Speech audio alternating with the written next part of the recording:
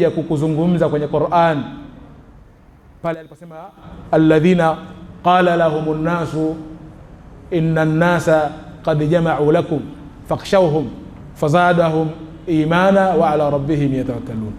Hii ni aya Mwenyezi Mungu ambao tutaona masahaba wa Mwenyezi Mungu wa Mtume Muhammad sallallahu alaihi wasallam baada ya kufikwa na Abu Sufyan huyu, wao yale maneno hayakuwashusha imani yao. Wao walikuja kusema hasbunallahu wa ni'mal wakil, kama aya inavyozungumza. Walikuja wakasema hivyo hasbunallahu wa ni'mal wakil, kwamba anatosha kwetu sisi Mwenyezi Mungu kuweza kutuhami na hii hofu tuliokuwa nao na huu woga tuliokuwa nao, na yeye Mwenyezi Mungu ndio neema yenye kutegemewa. Kwa hiyo ndugu yangu Muislamu tukufu, kipande kingine, neno lingine ambalo nalo waweza ukalitumia ni hasbunallahu wa ni'mal wakil. Katika nini? Katika hofu. Pale unapoona hofu, basi unaweza ukatumia maneno hayo. Kwa hiyo kwa ujumla